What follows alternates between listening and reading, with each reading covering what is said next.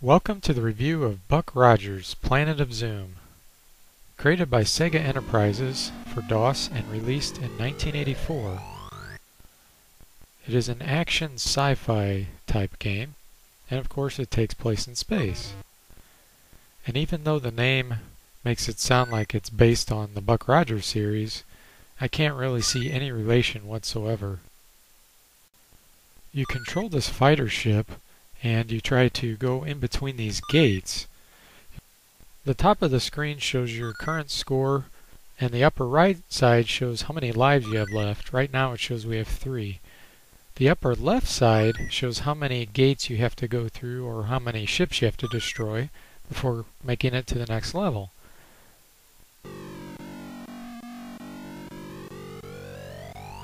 You then enter the next sector after completing that. You can actually move up and down as well, so it has a Z component aspect, very similar to the Zaxxon game. I actually had to slow this game down a little bit through the DOSBox emulator because it was much too difficult. Even at this speed it actually is kind of hard, mainly because of the jerkiness of the graphics and the control. And of course you can die by crashing into one of the gates, a UFO, or other type of object. You can fire and shoot down UFOs and other types of ships, which actually makes it quicker to get to the next stage, and that's very important because you actually have a fuel bar.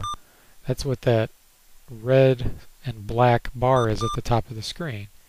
If that reaches 0, you're actually sent backward to the beginning of that stage.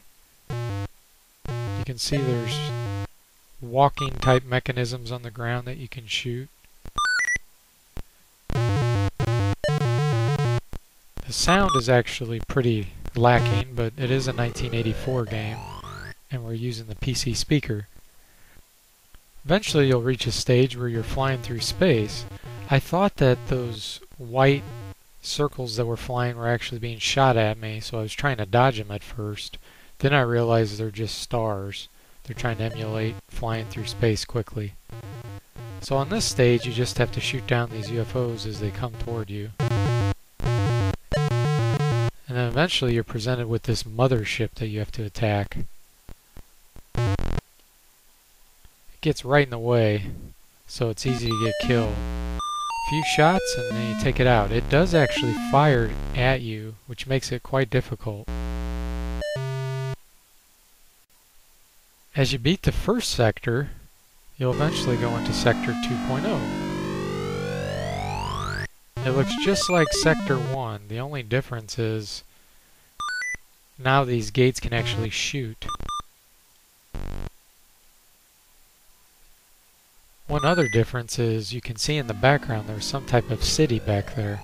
I'm guessing that's supposed to be New Chicago from the Buck Rogers series. The game utilizes CGA graphics, which means there's only 4 colors. If you play this game at normal speed, it's very difficult to control. The keyboard just isn't very responsive. It seems like you just shoot to the left or right at one speed. You can't really control it precisely. Eventually, when you hear that sound, you'll gain an extra life once you reach so many points.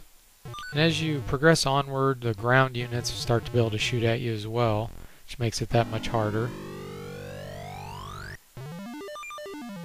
And as I mentioned earlier, once your fuel starts to get low, you start to panic because there's nothing you can do to get more fuel in this game except complete a certain number of sectors.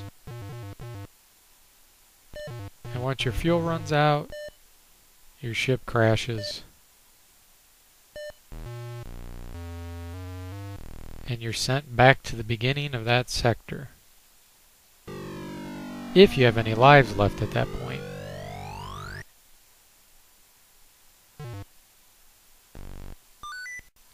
but you better get used to dying.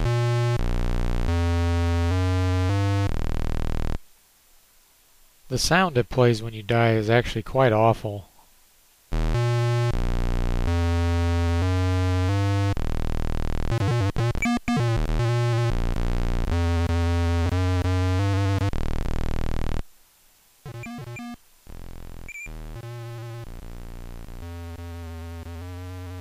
And it's not that the game would necessarily be hard if you had good control, but the fact that the controls are jerky and just not very precise makes this game extremely difficult. The stages become repetitive very quickly as well. So if you're into action games, I recommend that you pass this one up. Go find one that has better controls. Thanks for watching this review, and see you next time.